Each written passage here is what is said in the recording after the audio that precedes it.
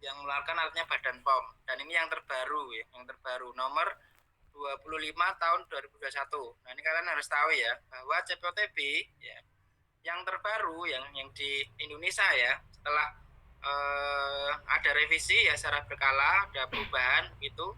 Nah, ini yang terbaru ya, yang terakhir ya. Nomor 25 tahun 2021. Ini merupakan istilahnya ya peraturan BPOM itu, peraturan BPOM ya.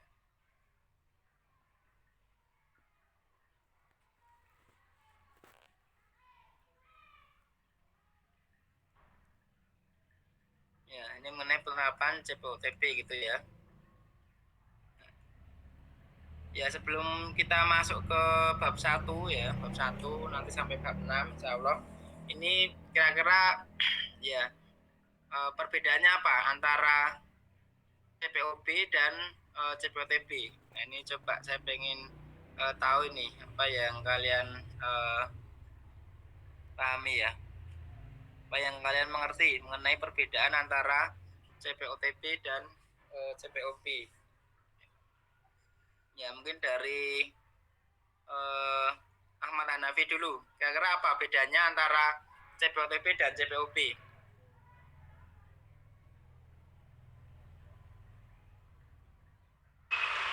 Kalau CPOP apa? CPOPT, CP foto CPOT. Kalau Nah, itu kan dari obat tradisional, Pak, dari bahan alam yang masih apa ya? Cara pembuatannya masih tradisional kayak gitu, Pak. Oke, jadi ini singkatnya aja kalian ya aja agak bingung ya. Nah, jadi ada CPOB, satu lagi CPOTB ya. Cara pembuatan obat yang baik itu kan CPOB. Kemarin sudah kita materinya sudah kita bahas, bahkan sampai aneks yang terakhir ya. Kemudian satunya ini CPOTB ya, cara pembuatan obat tradisional yang baik ya. Awas jangan sampai belibet ya ngomongnya, karena ini apa namanya satu hal yang sederhana ya, satu yang harus kalian pahami ya, karena kalian farmasis ya, harus tahu CPOB dan CPOTB. Kemudian tadi pertanyaan kan bedanya apa gitu ya antara CPOTB dan CPOB ya.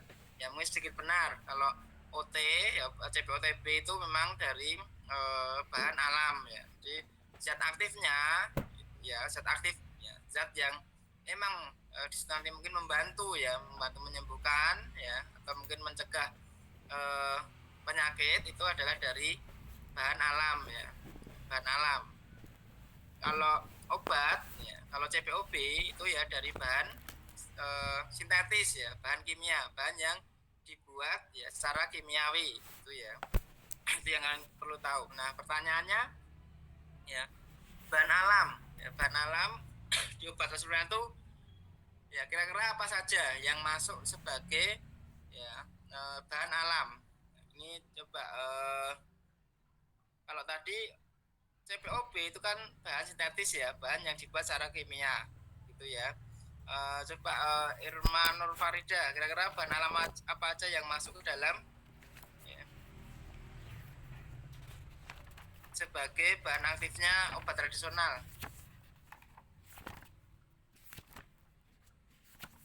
Contoh ini Pak, tumbuhannya.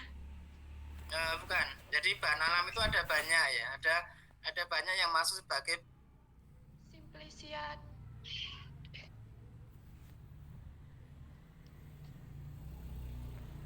Jamu. ya mungkin yang lain coba apa nih, Ani Avianti.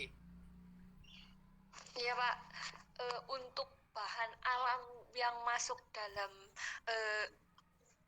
obat bahan alam itu tanaman-tanaman Pak, seperti misalnya kunyit, temulawak, jahe, begitu Pak. Oke, betul ya, salah satunya tanaman. Terus apa lagi kira-kira?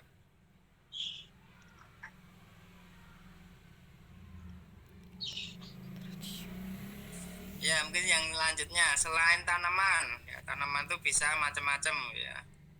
Ya, bisa tadi kunyit, ya jahe dan seterusnya, yaitu memang sebagai bahan yang bisa dijadikan sebagai bahan aktif untuk obat tradisional gitu ya. Hanifah, selain tanaman kira-kira apa?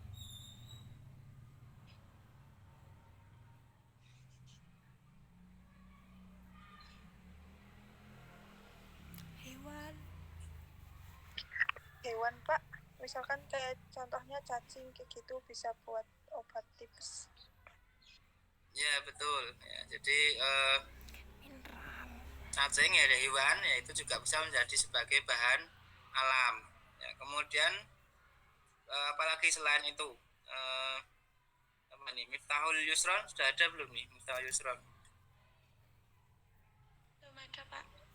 Ya ini kayaknya nggak masuk nih ya, udah jam segini ya, saya anggap tidak masuk ya, sudah lebih dari 5 menit ya, dan tidak ada keterangan ya.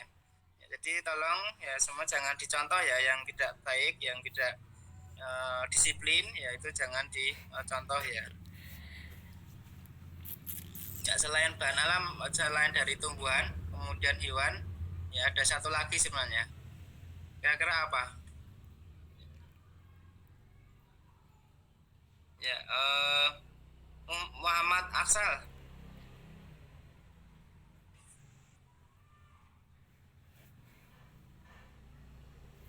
Muhammad Aksal. Ini kan ada ya? Ya. Izin Pak tadi. Oh izin ya. Oh, oke, nggak apa. Ya, berarti ini Muhammad Husni nih. Ya. Muhammad Husni kira-kira apa? Jadi bahan alam bisa dari tanaman, kemudian hewan, satu lagi apa kira-kira? Mineral mungkin Pak. Ya betul. Mungkin oke betul. Mungkin tadi udah lihat di bawah ya, atau emang udah tahu ya. Mineral atau dari bahan tambang itu bisa menjadi sebagai ya bahan alam yang bisa diklaim sebagai obat tradisional. Nah kemudian bedanya apa lagi selain dari bahan? Jadi kalau obat dari kimia, bahan alam ya tadi ya bisa simbisia atau tumbuhan ya, hewan dan mineral. Ya, satu lagi bedanya apa mengenai CPOP dan CPOTP? Ya ini berarti siapa ini? Nur Hasanah ya. Nur Hasanah kira-kira apa satu lagi bedanya antara CPOP dan CPOTP? Mungkin untuk ujinya CPOP ada uji klinis, kalau CPOTP belum sampai uji klinis. Ya enggak ya. Kalau fitofarmaka kan itu bisa uji klinis ya. Jadi obat tradisional kan ada 3. Apa saja bentuk obat tradisional? Kalau sana masih ingat enggak? Jamu, Ya. obat herbal standar, obat herbal standar sama fitofarmaka. Ya, jadi fitofarmaka pun itu harus melalui uji klinis ya. Artinya apa? Ya antara obat tradisional dan obat itu bisa saja sama-sama uji klinis ya. Ketika obat tradisional itu sebagai fitofarmaka ya. Jadi satu lagi nih yang mendasar antara obat dan obat tradisional yang memang harus kalian tahu ya. Kira-kira apa? Mungkin satu lagi deh, Pancari Saputra. Kira-kira apa nih? Ya Pak. Apa bedanya selain mengenai bahannya? Satu lagi ada yang prinsip nih antara CPOTP dan CPOP. Proses pembuatannya bukan Pak? Kesempatan bisa sama ya. Jadi itu kaitannya berarti dengan sediaan ya. Sediaan obat ada 3. Ya, apa saja? Mungkin Pak cari deh. Bentuk sediaan obat dan obat selain itu sama ya. Ada 3 bentuk sediaan dasar ya. Baik obat tradisional itu ada 3. Kosmetik pun juga sama ya. Kira apa Panca?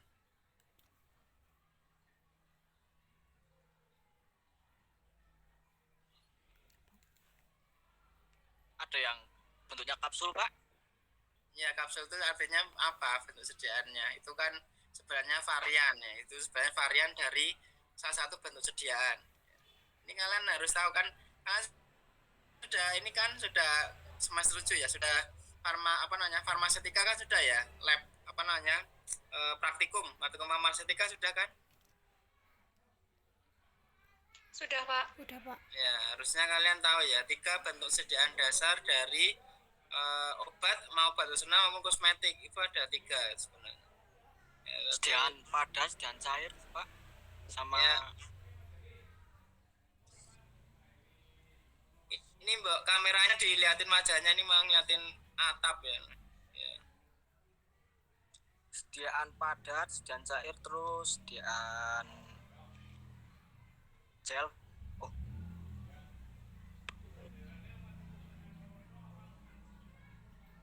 Ya, satu lagi udah bener tuh, sediaan cair. semi padat, bukan, Pak. Kalian harus tahu ya, ini kan dasar ya. Sediaan padat, sediaan cair, satu lagi apa?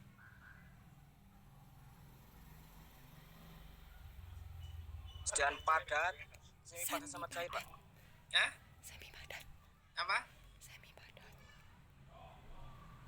Sediaan padat, sediaan cair, Satu terus lagi. semi padat. Ya, semi padat ya tadi. Ya. Kalau menyebut gel, krim itu kan semi padat ya. Itu Ya. itu sediaan itu sama ya. Itu sama. Ya, kemudian saya balik lagi pertanyaan saya mungkin berikutnya satu lagi deh, nanti kalau masih salah nanti saya jawab. Si Faul. Ya Pak, Ya, kira-kira apa? Satu lagi perbedaan antara CPOTP dan CPOP selain dari bahannya, dari sumber bahan.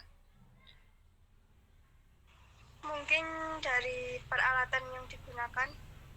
Ya, peralatan bisa sama ya sebenarnya. Peralatan itu bisa sama ya, karena bentuk sediaan tadi sama ya. Terus bisa sama. Jadi yang membedakan ya selain mengenai sumber bahan, satu lagi ini yang perlu kalian pahami adalah mengenai klaim ya. Klaim khasiat. Itu kalian harus paham ya, harus tahu. Klaim khasiat obat itu mengobati. Kalau obat rasional itu hanya membantu mengobati. Itu yang harus tahu ya. Jadi obat rasional itu tidak boleh mengklaim bahwa itu mengobati ya. Dia hanya boleh mengklaim membantu mengobati ya. Itu bedanya antara obat dan obat rasional.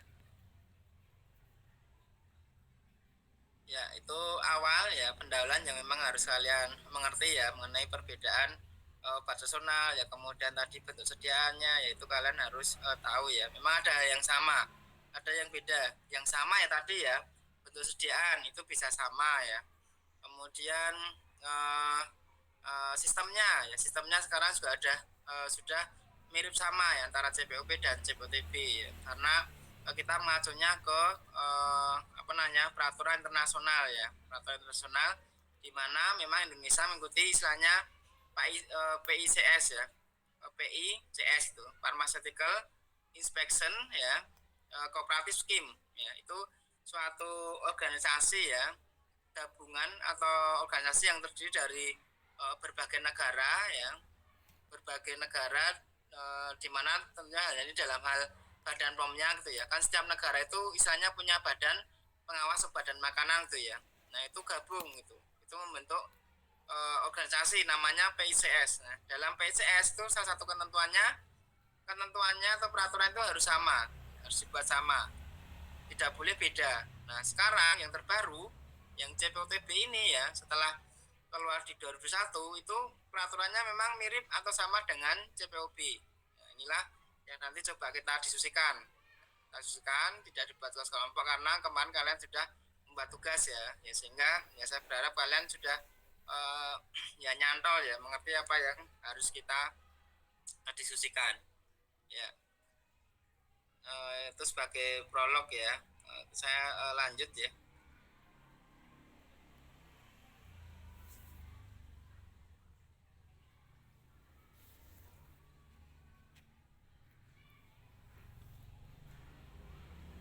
Ya, jadi ini babnya ya. Mungkin yang perlu saya sampaikan ya sebelum, jadi bab 1 sampai bab 6 nanti ya. Yang perlu saya sampaikan adalah bahwa ya di industri obat rasional itu ada 2 ya. Industri yang membuat produk intermediate ya, produk antara, misalnya produk intermediate ya. Ini kan harus paham ya. Jadi di industri obat tradisional itu satu, ada yang membuat produk intermediate atau produk antara. Satu lagi membuat produk jadi, produk yang bisa langsung dikonsumsi oleh pasien ya, atau orang. Nah, IOT yang memproduksi produk intermediate atau produk antara itu dinamakan industri ekstrak bahan alam. Industri yang membuat ekstrak ya, itu namanya industri yang membuat produk intermediate ya, produk antara, produk yang masih nanti memerlukan proses berikutnya supaya menjadi produk jadi. Satu lagi itu industri yang memang membuat produk jadi, membuat jamu atau mungkin membuat obat standar atau mungkin membuat fitofarmaka. Nah, itu salah satu dari bentuk ya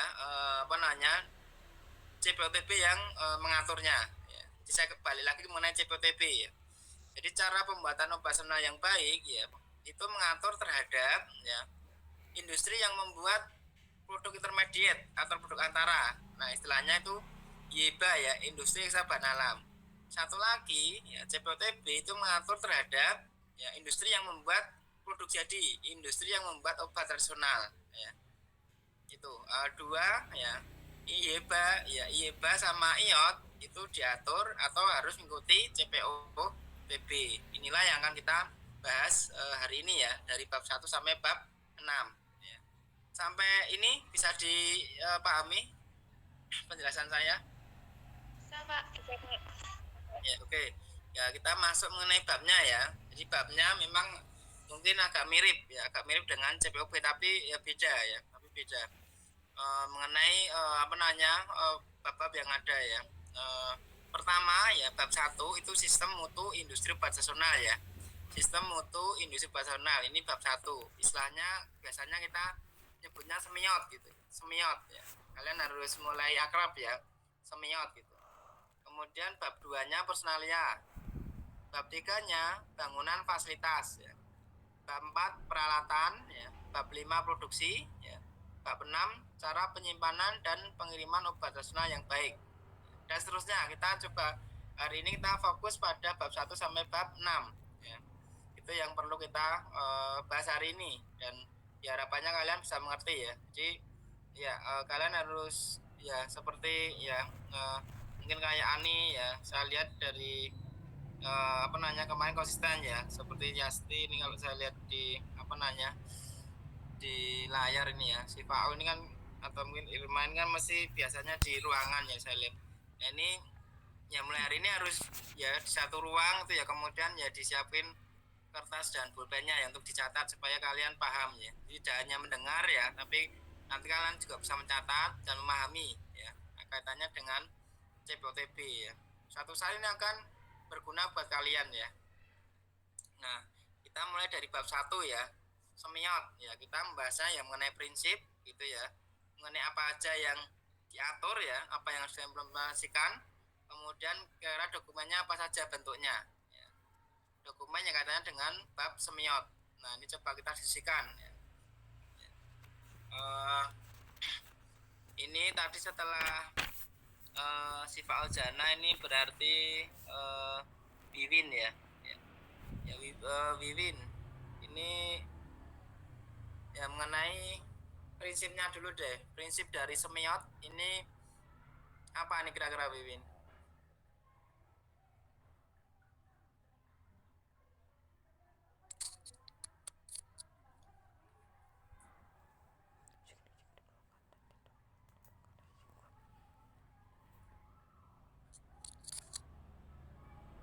Ya Wiwin mana nih? Belum menjawab nih.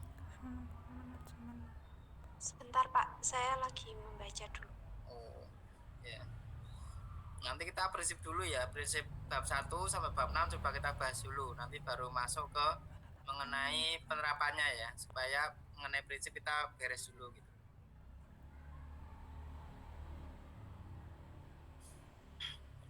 Ya waktunya 10 detik lagi ya, Win. Karena banyak yang harus kita bahas.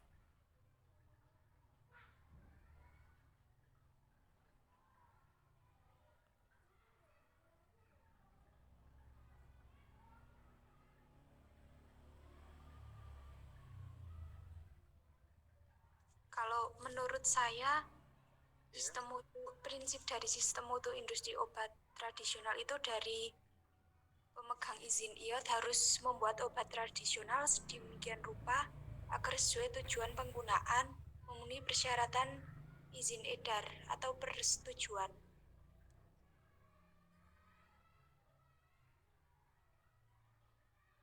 Ya. Ya, mungkin yang lain ya. Setelah Wiwin, Yanma, kira apa prinsip dari bab 1 semiat ini?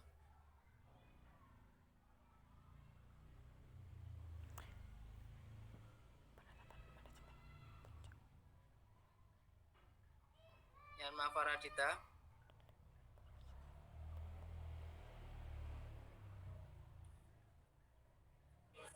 Iya, Pak. Ya, prinsipnya apa kira-kira? Prinsip bab 1 semiot dari CPOTB.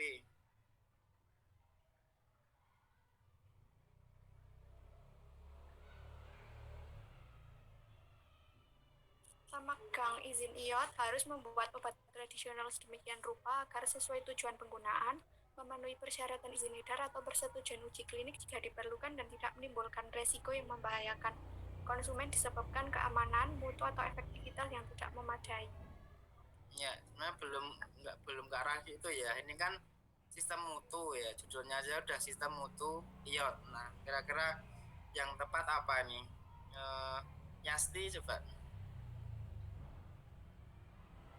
Kalau menurut saya mungkin mengenai sistemnya Pak, kayak Ya. mau bagaimana, struktur organisasinya gimana gitu, prosesnya bagaimana. Ya, jadi judulnya aja udah sistem mutu IOT ya. Jadi bagaimana prinsipnya itu suatu industri obat nasional harus mempunyai sistem mutu ya. Sistem mutu yang jelas ya. Tentunya sistem mutu yang mengacu pada pedoman CPTB ya. Tadi ya tujuannya ya untuk menjamin obat nasional itu ya atau OT yaitu terjamin mutunya, keamanan dan khasiat. Jadi intinya harus mempunyai sistem mutu ya. Harus mempunyai sistem mutu.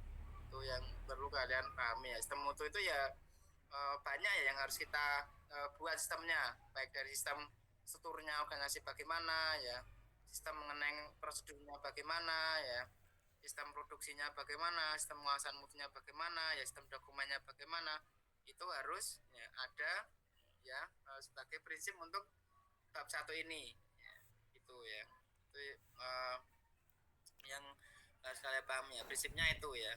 Kemudian kita masuk ke bab 2 dulu ya, prinsip dari personalia ya. Ini akna ini kira-kira apa akna? Prinsip dari personalia. Bab 2 mengenai kalau prinsip personalia itu biasanya mengenai sumber daya manusianya, orangnya itu tersebut. Kayak Suaranya kurang jelas sih. kalau mengenai personalia itu biasanya tentang SDM, Pak. Membahas tentang SDM di SDM-nya bagaimana? yang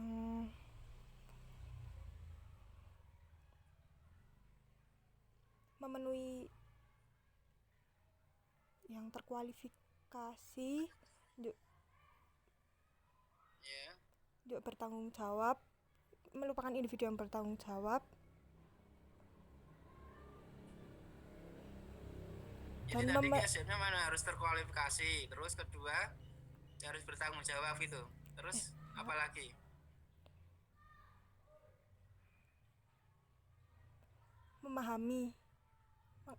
memahami prinsip CPOTB serta Ya, tugasnya. kemudian ada lagi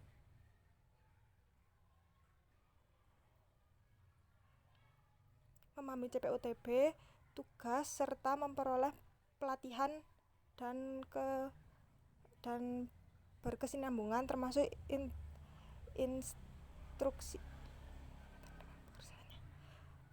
instruksi hygiene yang berkaitan dengan pekerjaannya. ya, jadi memang ada benarnya ya. Jadi harus terkualifikasi gitu tadi yang disebut ya. Kemudian harus memahami CPTB ya. Kemudian harus mendapat pelatihan gitu ya. Tapi masih ada beberapa prinsip yang harus dipahami ya. Lah. Ya, mungkin bisa dilanjut Ahmad Hanafi kira-kira apa tambahannya selain harus terkualifikasi memahami CPOTB ya, kemudian tadi sama Ahna ya apa namanya mendapat pelatihan, kira-kira apa prinsip yang harus diketahui yang harus kalian pahami?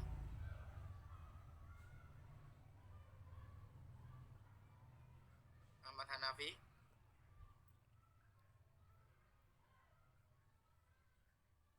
Sebentar Pak.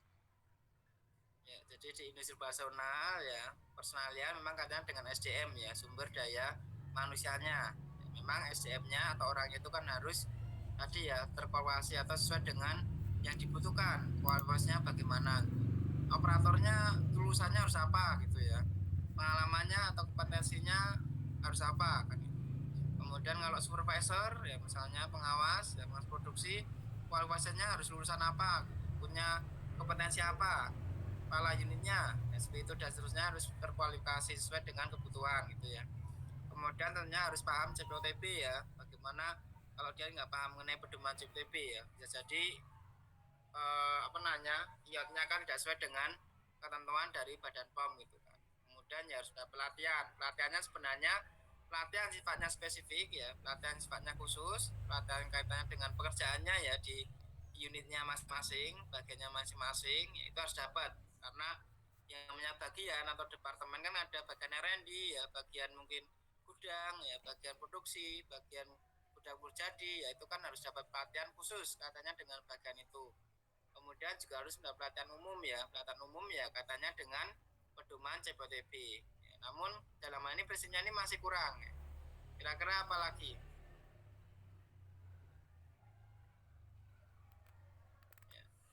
Ya, mengenai ya Irma Nur Farida. Kira apa? Selain itu tadi yang sudah kita bahas atau nanti Agna yang menjawab ya. Selain memahami prinsip CPOTB serta pelatihan juga harus mengetahui serta memahami tugas dari masing-masing itu SDM. Ya tadi udah bahas mengenai mengenai spesifik tadi sebenarnya sudah saya sampaikan ya. Yang lainnya apa kira-kira?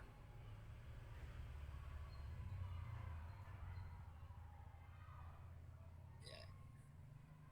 Ani Alfianti. Kalau menurut saya, kalau personalia itu seperti yang teman-teman katakan untuk lebih mendapatkan sumber daya manusia yang lebih bertanggung jawab dan lebih profesional dan tahu itunya Pak, pekerjaannya dia Pak. Ya itu prinsip yang memang tadi sudah dibahas ya. Terus kan saya sampaikan apalagi selain itu gitu kan. Selain itu apalagi masih ada yang kalian harus tahu ya. Nanti kalau kalian kerja praktek atau kerja di IOT ya ataupun di CPO atau di industri obat ini kan kalian harus tahu ya. Ya, ada yang lainnya prinsip mengenai SDM atau personalia yang memang harus kalian pahami sehingga nanti ketika bekerja ya kalian sebagai supervisor minimal ya masih minimal itu kalian tahu gitu lah apa yang harus dikerjakan. Ya. Hanifah, kira apa lagi selain itu?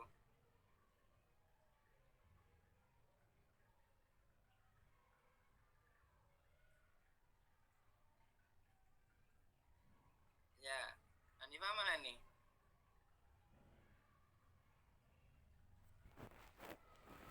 Hanifah masuk. Oh, ada kan ini? Ya, Pak. Ada.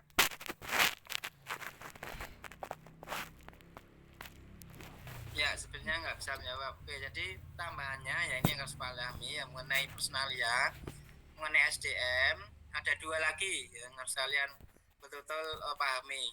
Yaitu apa? Sehat fisik dan mental ya.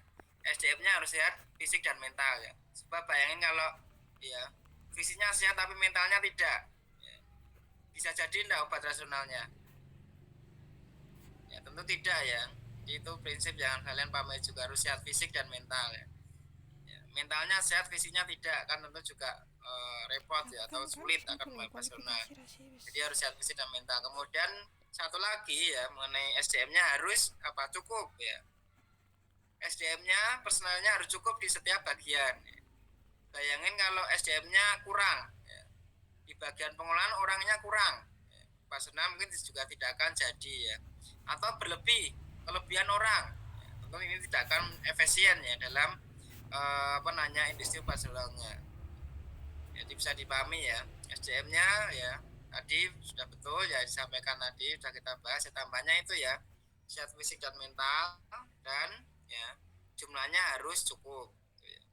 Itu kemudian ya kaitannya dengan persyaratan personalia itu nanti mengenai implementasi ya. Coba kita bahas di mengenai implementasinya. Nah, ya berikutnya kita masuk ke prinsip bangunan fasilitas ya. Bangunan fasilitas ya, ini kira-kira apa? Nah, ini tadi Hanifah ya, Hanifah ya, coba dijawab Hanifah, kira-kira apa prinsip bangunan fasilitas itu?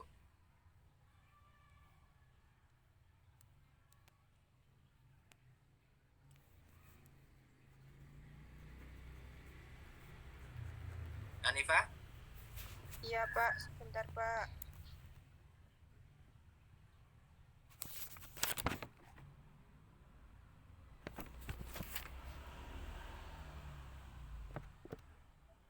Ini prinsip fasilitas ya Pak? Bangunan fasilitas. Bangunan fasilitasnya mungkin harus aman.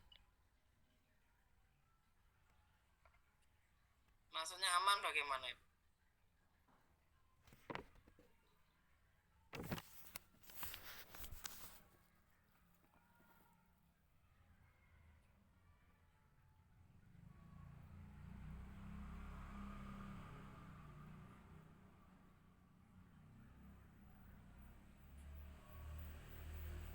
Kalau bangunannya tuh kayak aman, terus kayak bangunan industrinya itu harus didirikan di lokasi yang terhindar dari pencemaran, yang tidak mencemari lingkungan, kayak gitu Pak. Itu implementasinya ya, persyaratannya harus tadi itu ya, harus tidak itu bukan prinsip ya, itu ketentuan ya. Itu ketentuan yang harus diikuti ya, tidak boleh misalnya nanti itu kita bahas nanti ya, tidak di daerah yang banjir misalnya atau tempat pembuangan sampah ya. Ya, itu ketentuan ya, tapi prinsipnya apa kira-kira prinsipnya? Bangunan dan fasilitas. Jadi kalau bangunan ini berarti kaitannya dengan bangunan produksi ya, bangunan di gudang gitu ya. Kan yang namanya bangunan itu ya gudang itu harus ada bangunan ya. Bagian pengolahan pengemasan ya harus ada bangunannya. Kemudian bangunan tempat penyimpanan produk jadi itu yang dimaksud bangunan ya. Atau mungkin bangunan utility yang lain ya, bagian teknik itu harus ada bangunannya, bagian bangunan QC harus ada bangunannya gitu ya. Kemudian R&D ya harus punya bangunannya. Kalau fasilitas contohnya apa? Toilet ya. Toilet itu fasilitas. Tempat ibadah atau musola atau masjid itu fasilitas. Tempat makan ya, kantin itu fasilitas. Nah, ini prinsipnya apa kira-kira?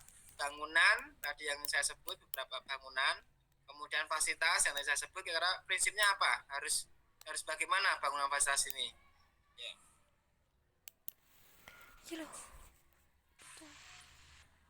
Ya, tadi mungkin setelah Hanifah berarti siapa nih? Enggak apa. Nah, setelah Hanifah. Ya,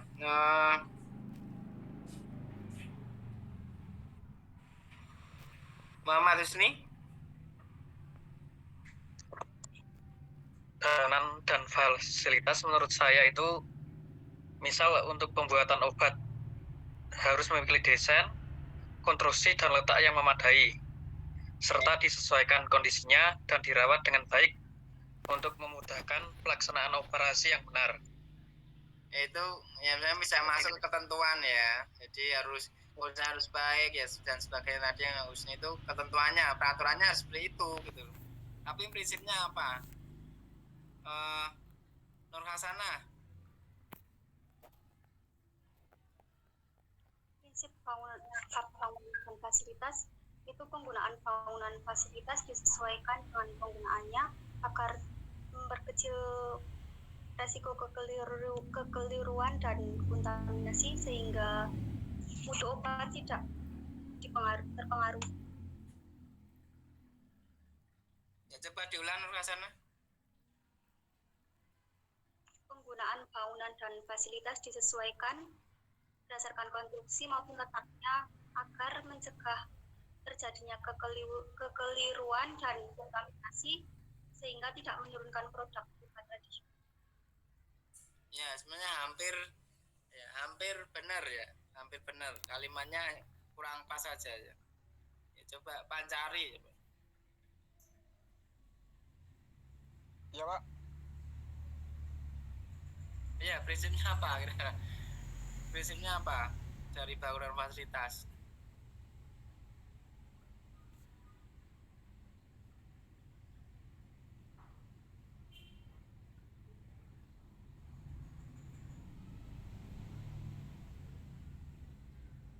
Ya, kira apa Pancari? Tadi sebenarnya Nur Hasanah hampir benar ya kalimatnya. Pancari kira-kira prinsipnya apa? Bangunan fasilitas. Bentar Pak.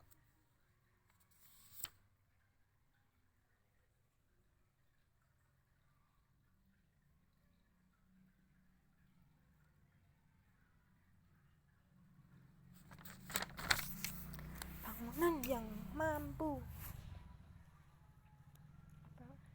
Ya, 5 detik lagi. Memberikan perlindungan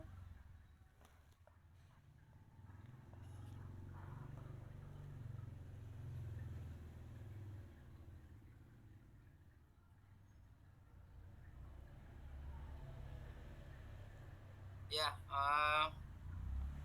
Siva Ojana. Ini terakhir deh Siva Ojana. Kira apa prinsip bangunan fasilitas? Mungkin prinsipnya itu mencegah kontaminasi dari luar gitu Pak. Ya, betul ya.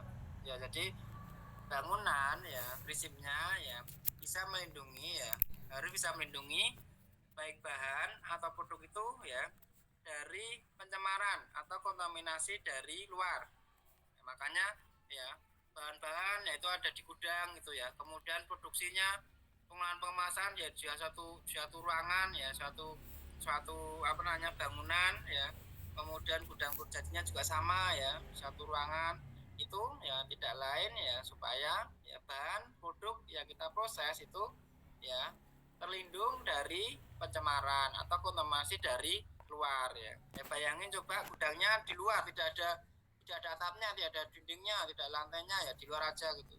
Ya kan bisa kepanasan, ya bisa kehujanan, ya bisa ada debu atau apa yang nempel ke bahan atau produk gitu ya. Sehingga ya, sekali lagi bangunan fasilitas prinsipnya ya mencegah ya atau melindungi dari pencemaran atau kontaminasi. Ya, makanya fasilitasnya ya toiletnya sendiri ya, ada kantinnya sendiri, ya, ada tempat sholat sendiri itu juga supaya apa? Kita sholat ya, kita makan ya, atau kita toilet itu jadi satu dengan ya bangunan gudang ya, bagian produksi itu harus terpisah gitu.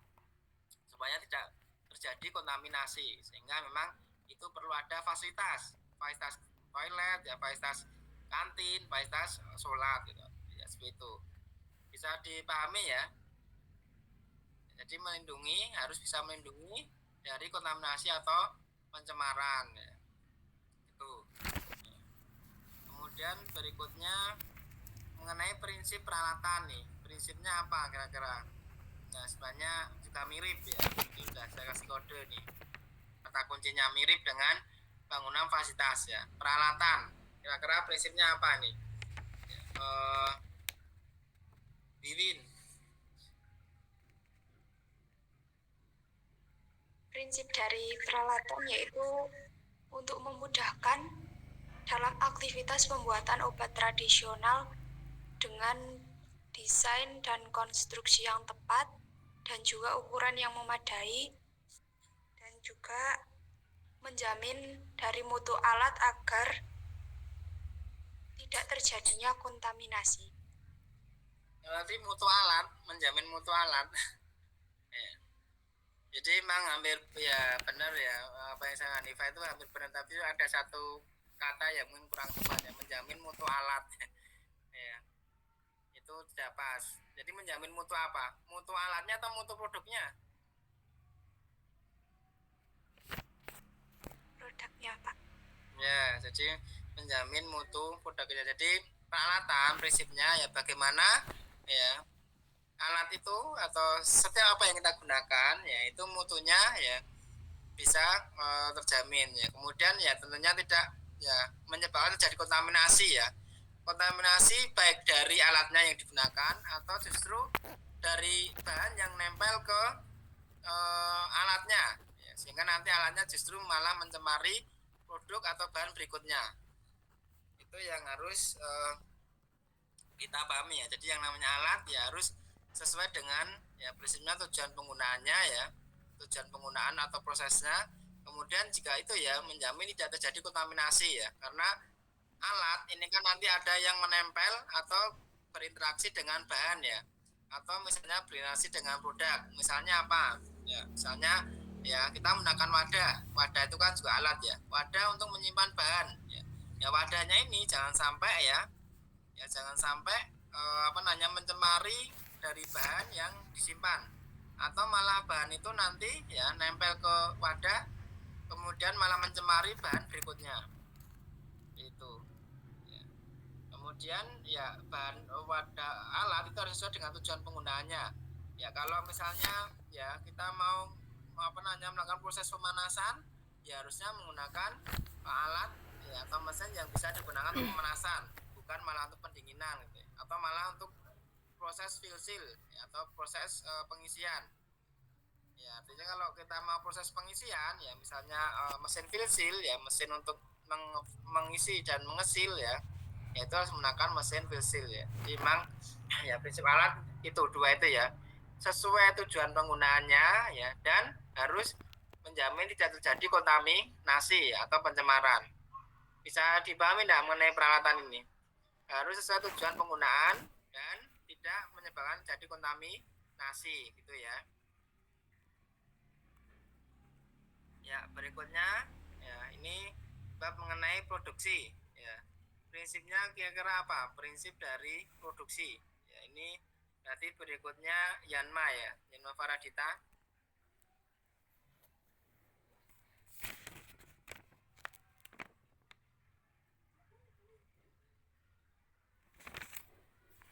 Yanma.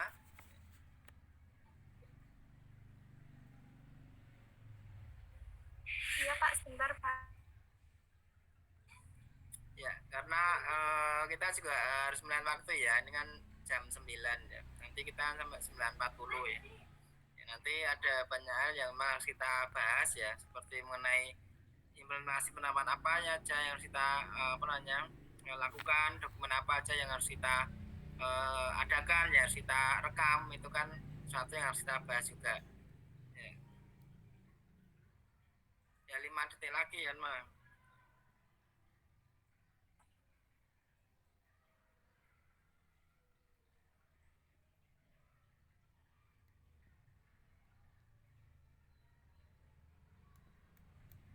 Ya, Yasti.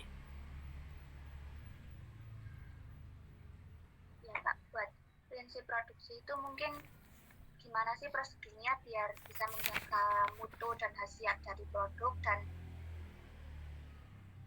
bisa mencegah terjadi kontaminasi silang. Ya itu satu prinsip yang memang harus harus diikuti. Ada satu hal lagi yang harus kalian tahu ya mengenai prinsipnya. Jadi memang harus istilahnya tadi ya mengikuti CPTB ya, sehingga nanti tadi bisa mencegah adanya pencemaran atau pemasaran produk. Itu memang harus ada satu lagi nih ya. Satu prinsip yang harus kalian pahami. Yasti, kira-kira apa Yasti?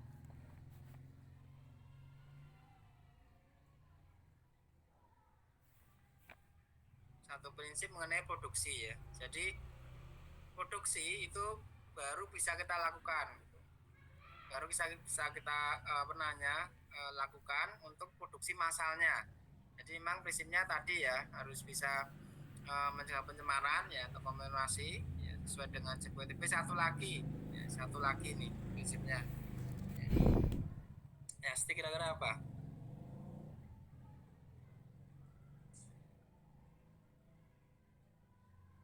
Maaf Pak, belum tahu. Ya, jadi satu prinsip lagi yang harus pastikan sudah memiliki izin edar ya. Ya, jadi semua produk ya obat tradisional itu kan harus memiliki izin edar ya atau mempunyai registrasi nomor reknya. Kalian benar-benar tidak boleh produksi ya, kalau belum mempunyai izin edarnya ya. Itu yang harus kalian pahami ya. Misalnya kalian membuat produk mereknya misalnya A, produk mereknya A, tapi belum punya izin edar ya, itu kalian tidak boleh produksi gitu. Jadi kalau kalian nanti bagian produksi gitu ya, kemudian dapat perintah, dapat orderan, misalnya dapat order dari PPIC satu produk ya, produk A namanya misalkan, ternyata belum ada nomor registrasinya ya, kalian tidak boleh atau jangan sampai memproduksi produk A tersebut ya, karena ya belum mempunyai izin edar. Itu yang harus kalian pahami ya. Jadi kalau produksi tadi ya harus ya sudah CPOTB ya, dimana itu nanti ya harus prinsipnya produksinya harus bisa mencegah pencemaran ya. Yang satu lagi ya harus memiliki izin edar itu ya. Kemudian berikutnya mengenai prinsip cara penyimpanan dan pengiriman obat tradisional yang baik ya. Ini selanjutnya berarti Akhna ya. Akhna kira-kira apa?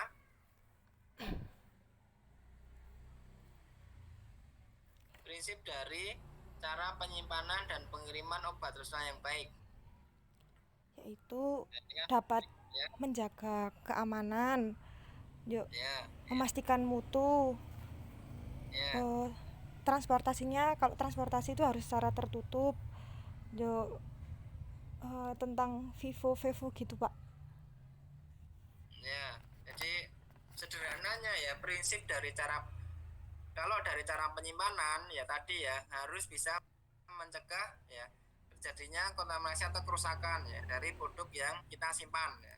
Yang namanya menyimpan itu kan bisa menyimpan bahan ya, bisa menyimpan produk antara, produk ruahan ya, bisa juga menyimpan produk jadi ya. Itu harus bisa mencegah ya pencemaran atau kontaminasi ya atau juga kerusakan. Itu prinsipnya itu. Mengenai produk antara, produk ruahan, produk jadi ini kalian tahu ya artinya apa? Apa itu produk antara deh? Barangkali ada yang nggak ngerti ya. Produk antara itu apa? Tadi ini Akhna ya, Ahmad Hanafi. Produk antara itu apa?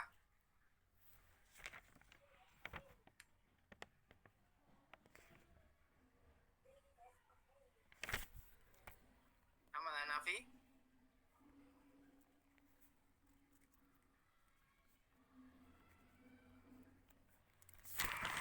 Ya Pak. Ya tadi apa? Saya sudah bicara ya. Tadi apa?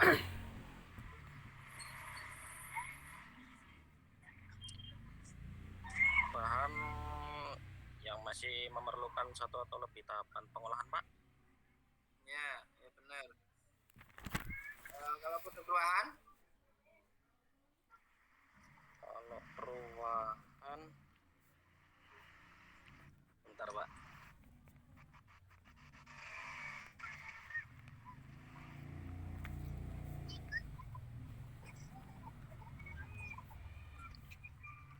Bahan yang telah selesai diolah gitu Pak. Ya terus apa? Yang tinggal memerlukan kegiatan pengemasan Ya, untuk ya. produk jadi. Ya, oke, berarti sudah mengerti ya. Jadi produk antara itu produk yang masih melakukan proses pengolahan berikutnya. Kalau produk ruahan, produk yang memang sudah diolah, tinggal dilakukan proses pengemasan. Betul. Kemudian kalau produk jadi ya tentunya kalian paham ya, produk yang ya tinggal menunggu untuk distribusi ya, namanya produk jadi ya. Produk yang sudah selesai diolah, dikemas ya tinggal menunggu untuk didistribusikan. Sudah Nah, ini saya diolah. balik lagi mengenai prinsipnya, mungkin tadi sudah di sama Akna ya. Jadi memang prinsip penyimpanan harus mencegah kontaminasi ya. Kemudian prinsip pengirimannya ya, prinsip pengiriman itu bisa dua ya, bisa FIFO atau FIFO.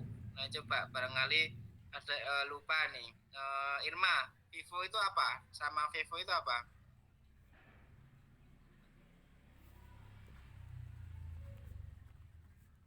Bentar, Pak. Ya, jadi prinsip pengiriman itu bisa FIFO ya atau FIFO ya. Dan itu saya baru satu ya, nanti ada satu prinsip lagi.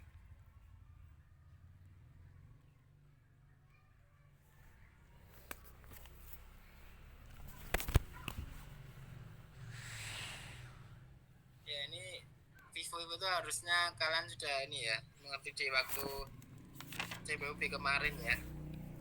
Gimana Irma?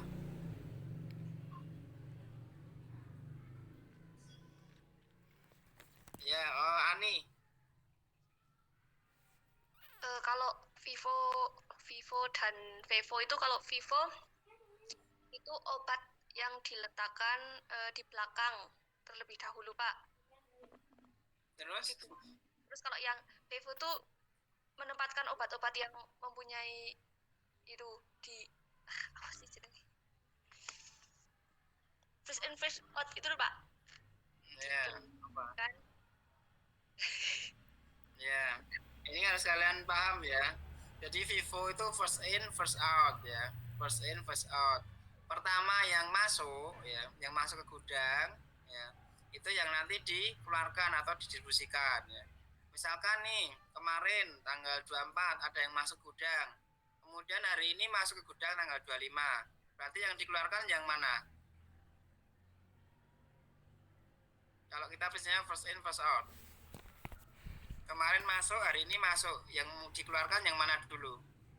Yang kemarin, Pak. Ya, dan satu lagi first expired first out ya. Yang punya ED atau expired yang lebih mau habis ya, itu yang akan dikeluarkan. Itu ya. Karena saya paham ya, saya pahami ya. Vivo itu yang bagaimana? ED-nya yang akan habis itu nanti yang akan dikeluarkan atau didistribusikan. Kemudian satu lagi prinsipnya selain harus Vivo dan Vevo, pengiriman. Kira-kira apa? Satu lagi prinsipnya. Ini berarti Hanifah ya.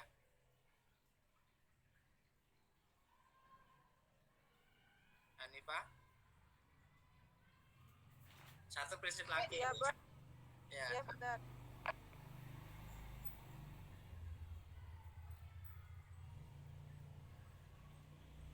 Ya, sebenarnya prinsipnya mirip dengan penyimpanan ya. Yang namanya pengiriman itu kan dari pabrik gitu ya, kemudian ke distributor gitu kan, atau katakanlah langsung ke konsumen, atau misalnya ke rumah sakit lah, seperti itu. Nah, kira-kira apa? Satu prinsip lagi selain harus Vivo atau Vivo. Satu lagi prinsipnya apa nih? Dalam proses pengirimannya ini. Ya. Hanifah, bagaimana?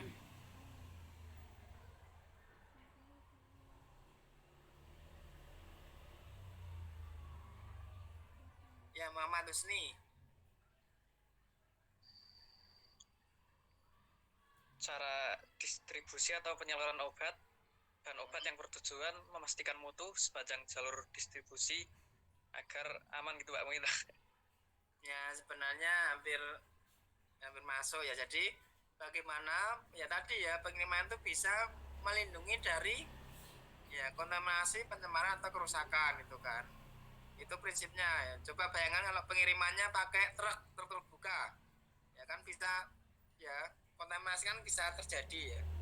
Nah, sehingga maka kontaminasinya itu harus dalam misalnya truk box ya, suatu truk box, suatu truk yang ada kotaannya ya, atau ada atapnya ya, ada dinding kanan kirinya ya, kemudian depannya atau belakangnya, sehingga itu bisa menjamin ya terjadinya pencemaran, kontaminasi atau kerusakan.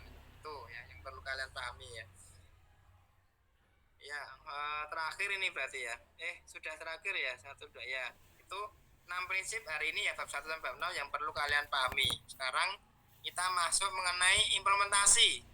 Penerapan apa saja yang harus dilakukan di masing-masing bab ya. Ini yang harus kalian pahami. Sekarang masuk ke bab 1 semiot. Kira-kira apa aja yang harus diterapkan dari bab 1 ya.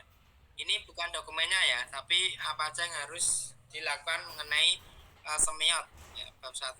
Nah, ini berarti ke Nur Hasanah ya.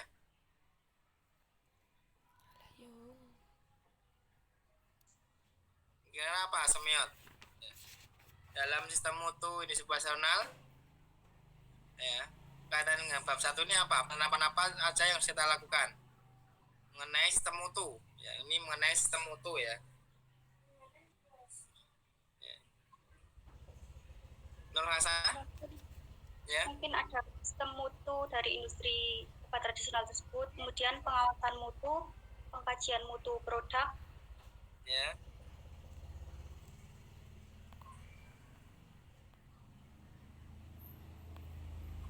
Apalagi Nur sudah betul ya, antara lain harus melakukan pengajian mutu produk ya, kemudian memang harus ada pengawasan mutu ya. Ya sudah betul. Kemudian yang lain kira-kira apa lagi? Masih banyak sebenarnya.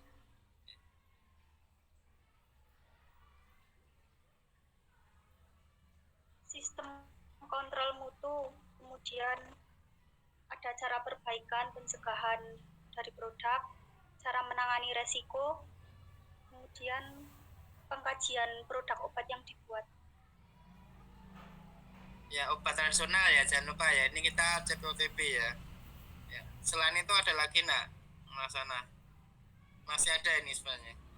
Ada yang lain yang masuk dalam sistem mutu ya, selain pengajian mutu produk ya, kemudian bagaimana manajemen resikonya ya. Yang lainnya mungkin ini deh, pancari itu tadi udah cukup banyak. Pancari kira apa?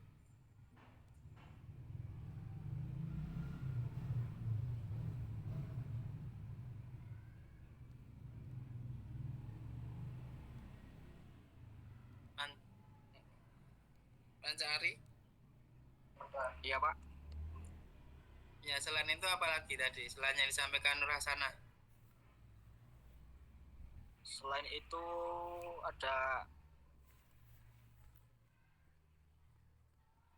sistem mutu industri Pak. Ya, kita kan bahas mengenai bab 1 semiot ini ya. Kan tadi di semiot itu harus ada Ya. melakukan pengajian mutu produk, ya harus melakukan manajemen resiko. Yang lainnya apa? Oh, yang bagian implementasi itu ada cara pembuatan obat tentunya baik, terus yang termasuk manajemen risiko mutu. Ya itu tadi sudah di Nur Hasanah. Nah, kan Ya, kalau yang lain bentar Pak.